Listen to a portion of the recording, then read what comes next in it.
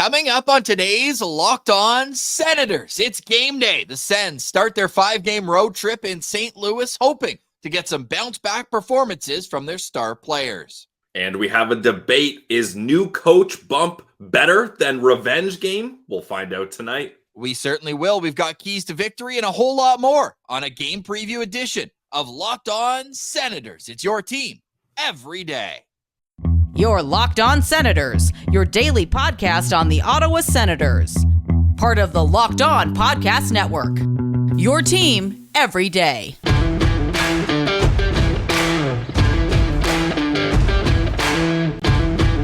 I'm Jake Sanderson, and you're listening to Locked On Senators podcast.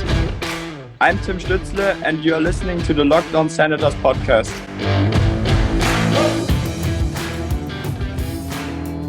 Welcome inside episode 938 of the Locked On Senators podcast. I'm Ross Levitan on the outskirts of enemy territory in Winnipeg, Manitoba, alongside Brandon Piller up in the Blue Mountains. You can follow the show on social media. We're at Sens Central on Twitter, LockedOn.Senators on Instagram. The show is free and available on all podcast platforms, including on YouTube, where a like, comment, and subscription go a long way to helping the show grow. Today's comment, I want to know what the Sens need to do to get you back on board. 1 game under 500, a 5-game trip with some tough matchups on the way. What do you need to see to get back confident in this group heading into the new year? Today's episode is brought to you by the FanDuel Sportsbook. Make every moment more. Right now, new customers get $150 in bonus bets with any winning $5 moneyline bet. That's $150 if your team wins. Visit FanDuel.com/lockedon to get started. Today is Thursday, December 14th, and Pilsy, we've been singing the blues all week, but finally, they get to play tonight against St. Louis. Yep, it's the start of a 5-game road trip. Brady's homecoming of sorts, a revenge game for Vladimir Tarasenko, up against, maybe though, Ross, the most impossible task ever, defeating a new coach in his first game. So we'll see how this one goes for the Sens. And the new head coach is Bannister. His name is Drew Bannister, and he is a Belleville, Ontario native. He's been coaching in Springfield, and he did not make a whole lot of changes right off the bat, at least to the lines for the St. Louis Blues. We'll get to those a little bit later. We've got our lookout players to watch for as well, but this is a team that is on a 4-game losing streak. Does that sound familiar to you at all? Yes, Ross, it sounds eerily familiar to me, as the Carolina Hurricanes were also on a 4-game losing streak. And when you talk to St. Louis Blues fans, they don't think the coach was the issue. Kind of ironic based on the fact that you look around the league at the other coaches that were fired so far this season. And Jay Woodcroft, I'm looking at in particular in Edmonton. And then, of course, the other head coaching change that happened in Minnesota with John Hines coming in for Dean Evison. More so for Dean Evison, it felt like the team and the fans were like, hey, we need a change here. Something's got to give. Their penalty kill was so bad in Minnesota. But with Blues fans, and maybe this is the Stanley Cup effect, it's like that coach won us the cup. We're going to ride with him till the very end. But a lot of the discourse when I'm checking out the St. Louis Blues and Locked On Blues with Haley, it's like, this is more on roster construction and the general manager than it is on the head coach. So I'm wondering if that affects a new coach bump. Yeah, it's easy to win 8 games in a row when you've got Connor McDavid and Leon Draisaitl, right? And they can just turn it on and away they go. Whereas I feel like this St. Louis Blues team might not have the same new coach bump because it might be a lack of talent versus a lack of effort or attention to detail. Yeah, and Ross, the tough thing with the St. Louis Blues team, I'm on their cap friendly right now. Woo. This core is locked in. I mean, Kyrou, he's got more than 6 years. Robert Thomas, more than 6 years. Kyrou has 5 goals this season. Yeah, it hasn't been good for him. And then you look at Braden Shen, he's got 5 years left. And then on the D core, Falk with 4 years, Krug with 4 years, Parayko with more than 6 years on his deal. They just extended Binnington. He's got 4 years on his deal. Like, these are your guys. And I read Jeremy Rutherford's article in The Athletic about the St. Louis Blues, and he was mentioning he did an interview with Doug Armstrong, and he said, look, everyone in this organization should be is not untouchable, right? Like everyone Well, should be worried about their job. And he said he's not afraid to use buyouts. Well, I was going to say except Torrey Krug, because he told them nuh-uh when they tried to trade him this summer. Yeah, true, fair. But I mean, they tried to trade him. That's the thing, right? So I think Armstrong is aware that maybe he pushed all his eggs into all these baskets a little too hastily, and now he's going to have to figure out a way to change things. And Ross, like I mentioned, I think yesterday's episode, this team lost their identity when Pietrangelo and then Ryan O'Reilly left. And Armstrong even says that. He's like, we haven't been able to figure out who we are since those guys have left. Well, whose fault is that? Maybe the guy that moved on from those guys so soon after winning the Stanley Cup. I mean, with Pietrangelo, it was free agency, Vegas, a very attractive destination. And oh yeah, he's won another cup since. But okay, We'll get more into the St. Louis Blues next segment, because this is Locked On Senators. And we've had a great week so far. Mark Mathot joined us early in the week. If you missed that, go check it out. Yesterday was a little bit of sulking, I'll say, after a tough loss to the Carolina Hurricanes. And what really bothered me about that loss was it was a winnable game. Like, as bad as Ottawa played, they still had a chance to win that game until they just allowed the Hurricanes to do whatever they wanted in the defensive zone. We listened to Jacques Martin, who was on TSN 1200, and he talked about the fact that at 5-on-5, it was a 1-1 game. At 4-on-4, the Hurricanes scored, and then they got the 2 power play goals. So special teams is the number one focus for me tonight. And, the home road splits are interesting because, the stat was they're 0 for 18 in their last 18 power plays at home. Well, they're 2 for 6 against Detroit on the road. They were 1 for 5, and again, they lose by 2 goals. You'd like that to be better, but they at least scored on the power play. But their penalty kill was brutal in Columbus as well. The penalty kill has been brutal for the last stretch, really going back until coming back from Europe. Since coming back from Europe, the Senators have given up a power play goal in all but 2 of the games that they've played in. And in 3 games, they've given up multiple goals while they're shorthanded. Is this a personnel thing that is easy as putting Mark Kastelic back in the lineup that it can fix? Or are we talking about guys in the wrong places? Are we just talking about needing an extra save? What is it with the penalty kill that needs to be fixed? Ross, you listed off multiple choice options A, B, and C. I would like to add D, all of the above. When you are 31st out of 32 in penalty kill percentage, the only team worse is the Minnesota Wild. Everything is wrong. Everybody needs to be better. And I know I've kind of been harping on the assistant coaches that they need to be better on the special teams. I think that definitely rings true. As you can tell, the PK and the power play are just disjointed. It's not like, we can't sit here and be like bad luck, bad bounces. We've done that. We've played, that card has been played many times. At this point, there's got to be some accountability, because there's no excuses. There's no way, Ross, you can wriggle your way out of being accountable when you're second last in the league in penalty kill percentage. Dead last in the league since coming back from Europe. The Senators have played 8 games since coming back from Europe, and their penalty kill is at 60%.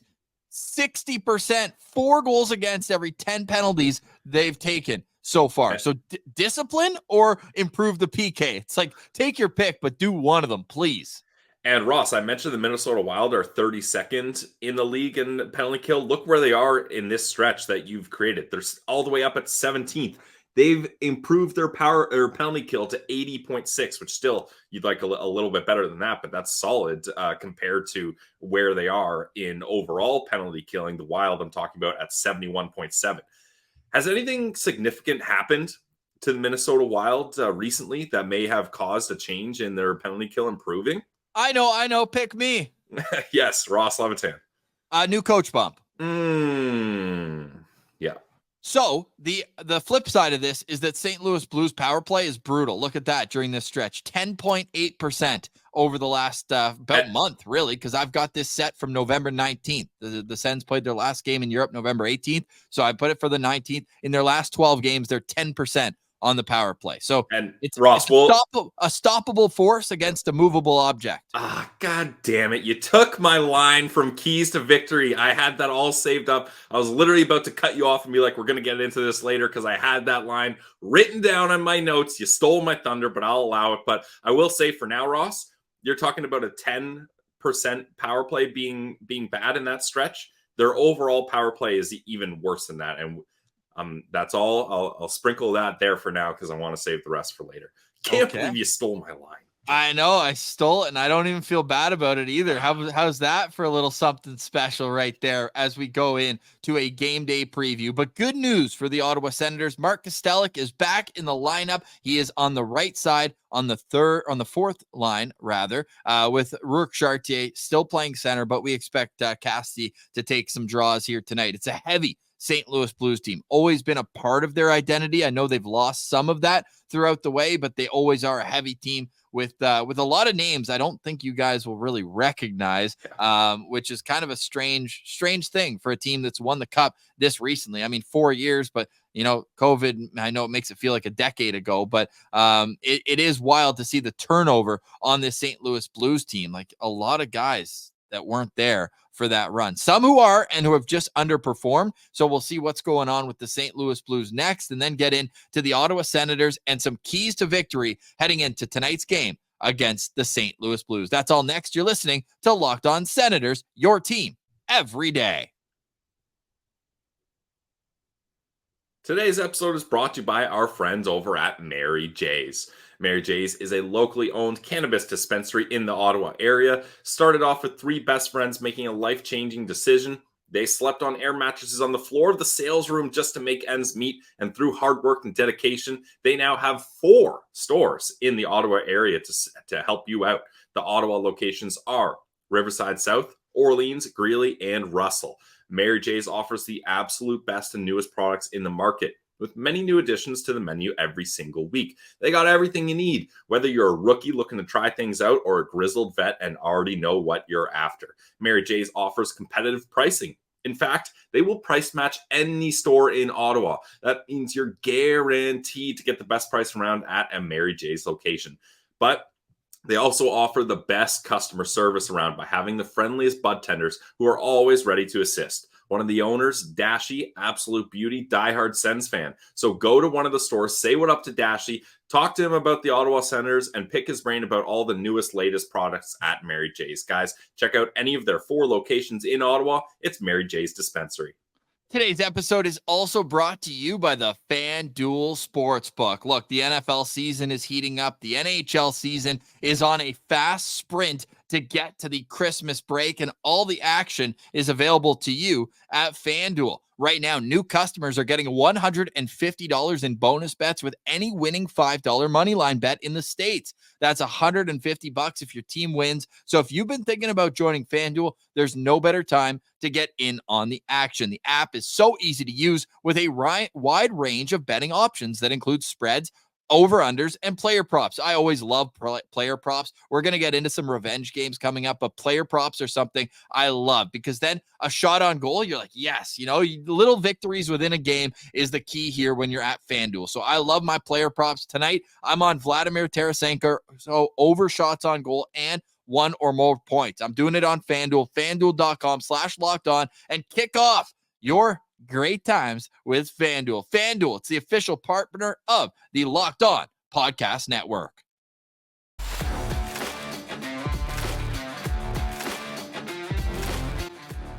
All right, Pilsy, here we are. It's a game day for the Ottawa Senators. We should note the game time is 8 o'clock Eastern. It is a central time zone game, so 8 o'clock Eastern. We will have the postcast for you a little bit later tonight. It's going to be Pilsy and I, and we will be on just after midnight Eastern time. The game should end around 11, so stick with us, or make sure you're subscribed wherever you get your podcasts if you got to go to sleep, and you'll know that the postcast will be available to you bright and early tomorrow morning. And get that in you quick because we're turning around even quicker, Pilsy, because we got a back-to-back on our hands here. And I can say this with confidence. I know our back-to-back stats have been off in the past, maybe, but this will be the first road back-to-back where they've got 2 road games back-to-back with travel, and maybe the tougher test is tomorrow in Dallas. But you can't overlook tonight's game. No, absolutely not. I mean, this entire road trip, Ross, I would say this is the game the Sens need to key in on the most because it's the most winnable game, in my opinion, especially, it's the first game of a back-to-back, so you got no excuses about being tired. It's a team that is down bad, losing 4 straight. let's see if that ends up translating into the Sens' favor this time. And you want Brady Tkachuk to have a good homecoming. So let's there's a lot of motivation, and then not to mention Vladimir Tarasenko revenge game. So there's a lot of motivation in this game for the Ottawa Senators. I feel like we want to hit on the Senators right now, but let's look at their opponent first, because we should, get to meet the opponent for tonight's game. That is the St. Louis Blues. It's a team that I'm curious to hear in the comments. Like, are there a lot of guys here that you even like really know that well? I mean, the top guys, sure, but beyond that, like, we had to do some quick elite prospects work this morning to figure out who some of these bottom 6 guys were on the St. Louis Blues. Their practice lines this morning: Robert Thomas, great player, top line center, great player today for the St. Louis Blues. He's with Pavel Buchnevich and Jordan Kyrou. In theory, that line should work together, but Kyrou, Buchnevich, both struggling in their own ways this year. The second line, Braden Shen with Brandon Saad and Kasperi Kapanen. The third line is Kevin Hayes with Alexei Toropchenko and Jake Neighbours, who's a Cy Young candidate. 10 goals, 1 assist so far this season for Jake Neighbours, a young up-and-comer. I think him and Ridley Gregg are good buddies. Played World Juniors, won a World Junior gold medal together with Team Canada. And then the fourth line is Oscar Sundqvist with McEachran. No, not Sean McEachran. And then McGing is the fourth line right winger. On the back end, it's Nick Leddy with Colton Parayko. It's Torrey Krug with Justin Falk. And it's Marco Scandella with Tyson Tucker. Am I right there? Tyson Tucker? I think it's Tyler Tucker. Close, Tyler though. Tucker. You had the alliteration. I knew he had the alliteration going. We've got Jordan Binnington and Joel Hofer as the 2 goalies. Rare these days, and I say that very sad as a goalie-friendly show, that a team has both goalies that are Canadian, which hopefully we see more and more of going forward. But it feels like the States and Russia have really taken over the goalie world. But Jordan Binnington expected to start in goal for night. Pilsy, your lookout player to watch. Well, you already mentioned him, Ross, but it's number 63, Jake Neighbours. And yeah, Cy Young award winner right here. 10 goals, 1 assist for 11 points.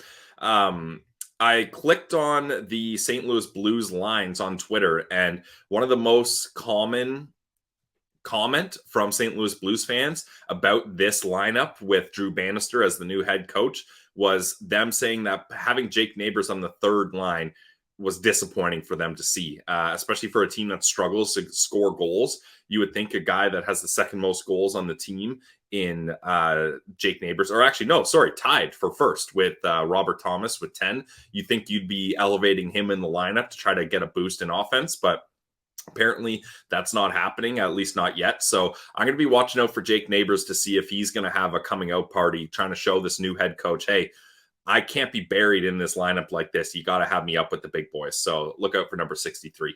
Yeah, young up-and-coming player, right? He's, how old is he right now? 21 years old. So him, yep. Just like Ridley Gregg. 26th overall pick in 2020. So what, 2 picks before Ridley? 2 picks before Ridley Gregg. There you go. Even further that these two players are pretty parallel. They also both play big, heavy games. Jake Neighbours coming in at 6'3".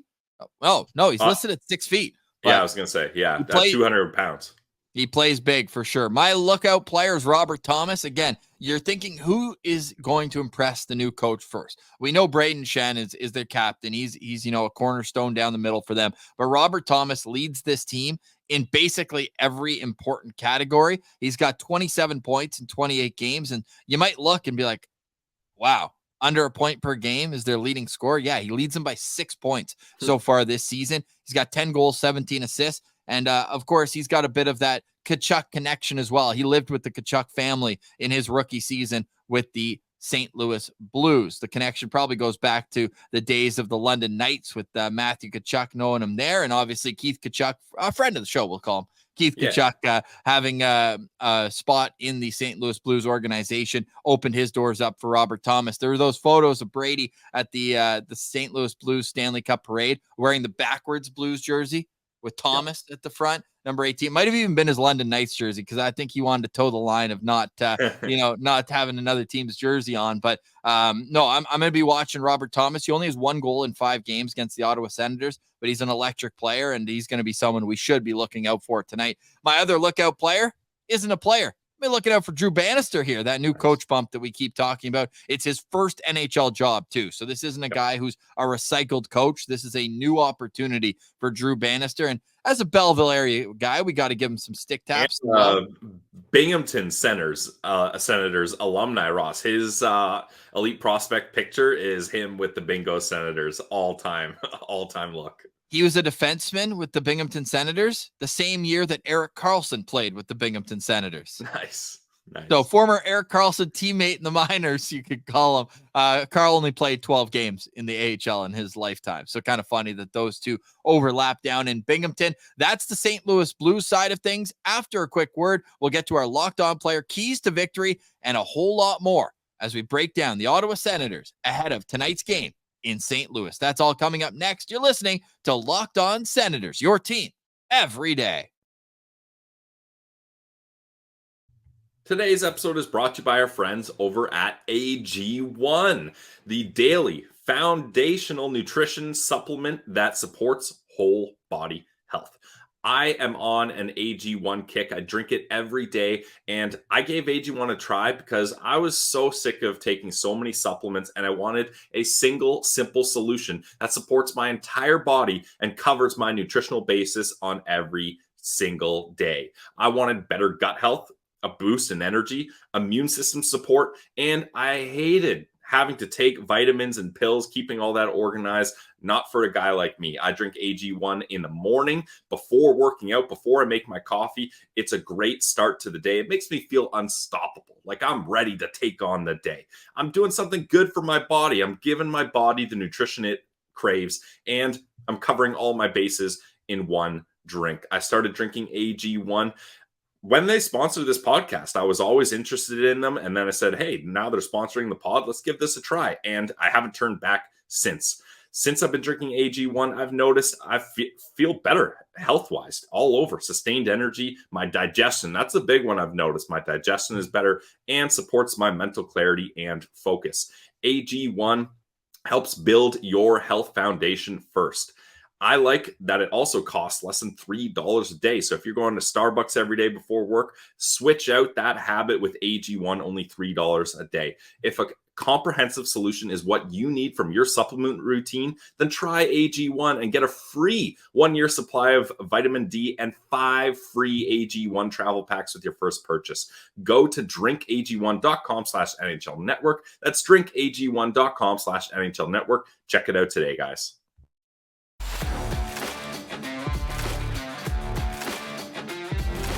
All right, Pillsy, here we are. It's a game day for the Ottawa Senators. The Sens are 11-12-0 on the season. And I tweeted out yesterday at Sens Central, I said, my goodness, here we are again. And yes, Buffalo lost in regulation, but otherwise it was a maximum number of points earned in the Eastern Conference. We had overtime games with Boston and Montreal, each earning a loser point. We had the Islanders winning against a Western Conference team, and the two obviously winners in those other games. New Jersey beats Boston, Pittsburgh beats Montreal. So there have been 51 loser points in the Eastern Conference. So naturally I said, well, how many of are in the Western Conference? Pillsy, take a guess. How many are in the Western Conference if there's 51 loser points in the East? I'm going to say 19. No, okay, don't be facetious with me. Oh, sorry. 40. Oh, 40. That's not that much of a spread. I thought it'd be 11? A bigger spread than that. 11? That's double digits. Come on. That's double digits. So again, another night where we're looking around and everyone else is climbing the ladder except the Ottawa Senators. However, there are still games in hand. The Senators currently have 7 games in hand on both Buffalo and Columbus, the two teams that are directly ahead of them in the standings. They have 6 games in hand on Montreal. But then you look up, Pillsy, and this is where we can put the pin in the balloon here. The Senators only have 2 games in hand on Washington, and Washington holds the final playoff spot right now with 31 points. Okay, so they're 9 points out of the final playoff spot with 2 games in hand. But Washington's played less games than some teams ahead of them in the Metro. So that's how we can spin zone that. But you know what? For the next month until the new year, just win your own games and then see what happens. Yeah, Ross, I think we're at a point now where we're not allowed to say the word playoffs on this game. I think we have to revert back to the P word. Meaningful games in December. Dude, this team is in last in their division and conference. Meaningful games is a high bar for this team. Well, let's get to what a meaningful win could get to tonight. The players involved, oh boy, the revenge game of sorts. And I was hoping for a Craig Berube versus Vladimir Tarasenko, because from what we've heard, maybe they didn't see quite eye to eye at the end of his time in St. Louis. You wonder where some of the sources out of St. Louis were saying maybe Vladimir Tarasenko, the attitude was an issue. I'd look behind the bench. But anyways, that's just me. The Senators lineup tonight, again, no changes except for one player coming back from injury. I like that. Let these players get chemistry with one another. Josh Norris is centering Brady Tkachuk and Claude Giroux. Tim Stützle is between Vladimir Tarasenko and Drake Batherson. Ridley Gregg is centering Dominic Kubalik and Mathieu Joseph. And Rourke Chartier is between Parker Kelly and Mark Kastelic. On back end, Jake Sanderson, Jacob Bernard-Docker. The second pair is Jacob Chikrin with Artem Zub. And Eric Brandstrom is alongside Travis Hamonic. Bit of a surprise in goal for me, at least. Joonas Korpisalo gets the start tonight. I thought they'd save him for tomorrow in Dallas, but they're going with Korpisalo. Your thoughts on that move? Ross, both these goalies are mediocre. So I think earlier in the season, I had it all figured out, and I was like, okay, this is where you got to put this guy. But at this point, like, do either of these guys instill more confidence in you than the other? Not really. Not really. Yeah. Maybe Korpisalo by a touch. I don't think that the loss was on him against Carolina by any means. I think no, I'm not saying that either, but I'm not sitting here being like, okay, Korpisalo's in. This is a big opportunity for a win here. Like, I don't know. Right now, I know we're a hashtag goalie friendly show, but right now I feel like I'm hashtag goalie acquaintance show. I'm not that friendly towards these two. In 7 career games against the St. Louis Blues, Korpisalo is 4-3-0 with an .887 save percentage and a .368 goals against average. But right. Korpisalo starts in goal. Pilsy, your locked on player to watch tonight. My locked on player to watch tonight is Vladimir Tarasenko. It's a revenge game for him, but Ross, not his first time up against the St. Louis Blues. He has played the St. Louis Blues once. In St. Louis? I'm not sure where that game was. Apologies on that. But the one game he did play, he had a goal and an assist. So 2 points for Vladimir Tarasenko. As you mentioned in your FanDuel ad read, I am heavily sprinkling some shekels on Vladimir Tarasenko props. Anytime goal, points, assists, power play points, shots. I think he's going to have a big game, especially I've been loving what I've been seeing from that line of Tarasenko, Stützle, and Batherson. So I'm looking out for number 91, Vladimir Tarasenko. The game was in St. Louis, so there will be no video tribute, anything like that, because they've already done that. Been there, done that. Now, it was a goal and an assist in a 3-2 loss, though, Pilsy. So hopefully that's not the end result here against St. Louis. Meanwhile, last year, the Senators beat the St. Louis Blues up pretty badly, 7-2 at home in Ottawa, but they fell 2-1 against St. Louis on the road. Tim Stützle had the lone goal for Ottawa in that game, and it was assisted by Brady Tkachuk. My locked-on player tonight is Brady Tkachuk. Yes. Wait, here's a question for the comments. What are you more sick of? The Brady Tkachuk homecoming game or the Matthew versus Brady games? I think I lean the latter, because at least this is once a year. He goes back to St. Louis. It's an East versus West game. So always special for him. I'm sure that both those situations are, but for tonight, it's got to be all business for Brady Tkachuk. And it doesn't take a body language expert to see how he looked after last game. He was visibly frustrated. He was upset. Him and Josh Norris both hit the nail on the head that this just is not good enough. They have expectations within the room, and they are not playing up to it. So Brady Tkachuk, big night for the captain, and we'll get into that a little bit more in terms of what he can do to make that a reality for the Ottawa Senators tonight. But I feel like he'll have an extra jump in his step tonight with the Ottawa Senators. And against St. Louis in his career, I'm trying to break it down home versus away. But overall against St. Louis, he does have 6 points in 7 games. Only 2 goals, though. And it kind of speaks to, like, when the Sens are winning, he's scoring. 10 goals and 11 wins this year, only 3 goals in 12 losses. So if Brady scores, look for the Sens to win. I like on FanDuel parlaying a Brady goal with the Sens win because it's either both or neither. So Brady Tkachuk, my locked on player. Now, Pilsy, we always put the poll up. That's why we tell people go follow Locked On Senators, Sens Central on Twitter. And we've got over 500 votes here in the first 45 minutes of the poll. And Tim Stützle has a 45% share of the Citizens locked on player. What are you hoping to see from Timmy Superstar tonight? Some composure. I honestly, I think that's the biggest thing, Ross. Nobody is questioning this guy's skill. Nobody's questioning this guy's passion or his, need to be the top guy here. I think everybody can see that Tim Stützle is doing everything he can, but maybe doing too much. So keep it composed. Don't let your emotions get the best of you, and don't try to do too much here for Tim Stützle. And what would that like? Is it like a body language thing? Is it, you want more simple zone entries? Like how would you be watching this game and midway through be like, yeah, this is a composed game for Timmy? He can't be slamming his stick and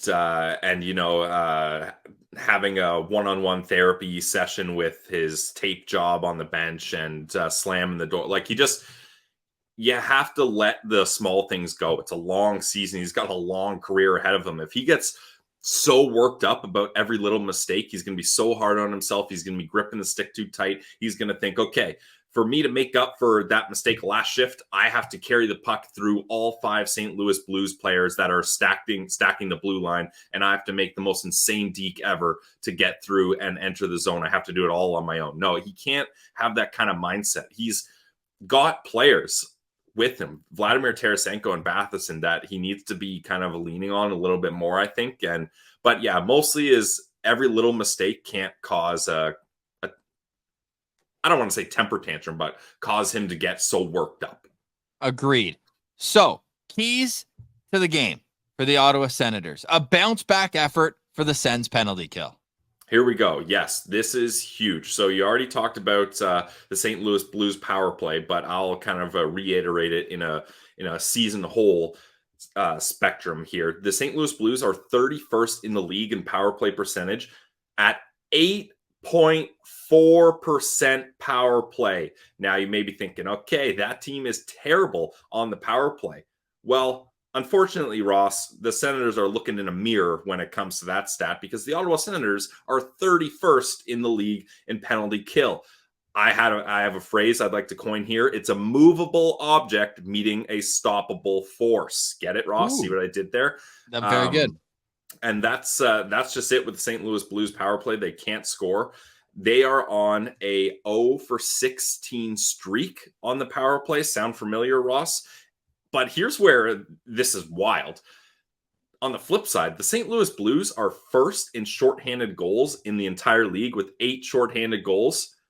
Guess how many power play goals they have, Ross? I'm going to say 8. 7. The St. Louis Blues have scored more goals when they're down a man than they have when they are up a man. That is so wild to me. Pavel Buchnevich has 4 power play goals out of 7 this year for the St. Louis Blues. So if you're not able to really show that you can beat an abysmal power play team and have a big bounce back on the penalty kill, going from allowing 2 for 2 last game, then this team is in big, big trouble. So this needs to be a bounce back effort for those penalty killers. Number 2, score first and then score again. This is another one where I got a spicy stat for you for the St. Louis Blues. The St. Louis Blues are 12-1 when scoring first. In fact, they were 12-0 until their first loss, where they scored first up against Detroit last game. That is tied for a league lead in teams that score first, 12 wins. And Ross, what are the Senators when they score first? They are not great. That's the problem with the whole situation here. When the Senators score first, they've done so a lot here. That's the bigger issue here. They've scored first in 16 out of 23 games. They're 9-7-0 when they score first, 2-2 on the road. Exactly. So I'm not saying that if the Sens score first, they're as likely to win as the Blues. But when you've got a team that is not very good, but happens to have I don't know what the percent, close to 100% win success rate when they score first. You can't be messing around. You got to start this game off sharp, and especially, Ross, when you're on the road. Don't let that crowd get into it. And that is easier said than done because, like you said, when the Blues score first, they get a ton of confidence. For Ottawa, it's more so like after the second period, are they winning or losing? They're 9-0 when leading after 2 periods. They're 1-11-0 when trailing after 2. The one win coming in Europe against Minnesota, where they tie it in the third and then win it in a shootout in that second game in Minnesota. So it's going to be a fun game tonight. We're looking forward to it. Those are our keys to victory, along with number 3, which is a statement game for Brady Tkachuk. He said his statements in the media after last game, not good enough. Huge road trip coming. Now we've heard a lot of words, but now it's time to see action. And I don't want action as in like turn this into a debacle. I want this to be a workman-like road trip where you go in, you steal points, you put them in your sack, you hop on the plane, and you get to the next location. Like, I don't want any of this trash where it's like, at least we're showing fight. No, I want you to show up and put the puck in the back of the net and allow us to vibe on the postcast. That's all I want. That's all I need. And Brady's going to be the guy where hop on his back and let's ride out a win in what should be a game that the Senators should win, right? Detroit just came into St. Louis and got the win, right? And that was on the second half of a back-to-back with all the injuries that they're dealing with right now. Like, if Detroit can do that, I mean, the Senators have no excuses. No excuses tonight, Pilsy. That's what it all comes down to with this game up against St. Louis. Again, it's an 8:00 puck drop. What do you think is the bigger advantage? The revenge game that you touched on with Vladimir Tarasenko as your locked-on player, or that new coach bump that we've seen across the league now in 2 different locations? It works. Well, unfortunately, Ross, the revenge game, the pixie dust has already been used up here, as he not only already had a game up against St. Louis, but it was in St. Louis. But can't you just carry that momentum then? From 9 months ago? Hey, the feeling when he walks into that building, he knows that it's time to show up. No, don't get me wrong. It is a thing. That's why we're mentioning it. That's why I put responsibly a bunch of shekels on him to have a big night. That's why he was my locked-on player. That's why we're talking about it now. It certainly is a thing. But I would love for someone smarter than me, which that's a large crew of people in the world, to compile some sort of stats of success rate first game as new head coach for NHL teams, and if they win, what the win percentage is. I feel very confident the win percentage is above 75%. Like, it's new coach bump is a thing, and we've already kind of touched on it a couple times. This is your chance to get a fresh, clean slate if you're these players that have not had much success this year. Have a huge game. First impressions. I'm a big believer that first impressions go a long, long way. This is your chance to have a first impression on your new head coach, who, like you mentioned, Ross, hasn't been an NHL head coach before. So it's not like he has these kind of preconceived notions. Like, this is all new to him too. Show him right off the bat that you can be a stud if you're put in the right positions. And I think we're going to see a lot of St. Louis players coming out with some pep in their step. Do you remember our first impressions?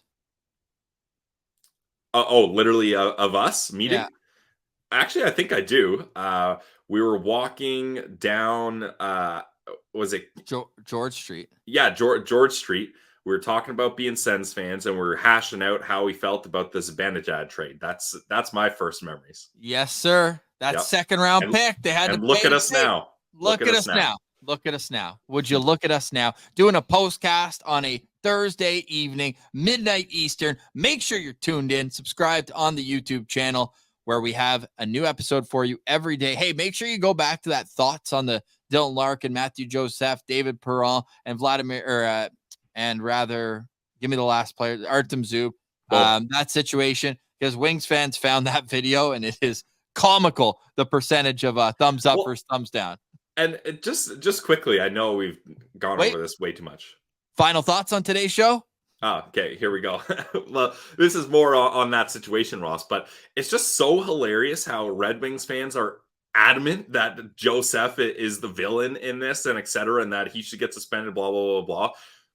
Every single media outlet, hockey person on Twitter that is not a Red Wings fan is rational about this and is able to see how this situation has come out. And I feel like when I was doing my rant on it, I was like, man, maybe I didn't get this right. But then I've been reassured on 32 Thoughts, Spit and Chicklets, any kind of hockey outlet. They've all echoed the same statements, except for Red Wings fans being but absolutely insane. Even that, yeah, that's what I'm saying. That's why I said Red Wings fans, Ross. Even the players, the coaches, like they all get it.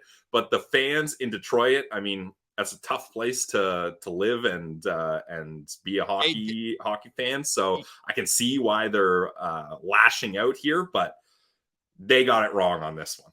Well, Darren McCarty, noted Red Wings tough guy from back in the day, said, New Year's Eve, it's going to be a bloodbath. New Year's Eve. They played January 31st, not December 31st. But good effort for sure. Well, maybe is that the Chinese New Year? Maybe he's looking at that. I know it's a little later on in January. It is a little bit later. I could tell you the Jewish New Year's in September, so he's way off if he's going on that calendar. But away we go here. We're on to St. Louis, but I mean, we are happy to see Dylan Larkin back on the ice skating. We should note that. Final thoughts for me, and I want to get your thoughts on it as well, Pillsy, even though you have given us some final thoughts. Mark Kastelic coming back. Like, what are you hoping to see from him? High ankle sprain, tough injury to come back from. He hadn't really found any sort of rhythm so far this season. He's still looking for his first point. His last game, November 2nd against the LA Kings. Like, what are you hoping to see? First game in 6 weeks. Honestly, Ross, the main thing about bringing Kastelic back in the lineup is his faceoffs. You mentioned it, 0 points in 9 games. Not great. Excuse me. But 68.3% in the dot is where you want him. And that's what he was, he's so good at last year. And he's shown that that's still a strength of his.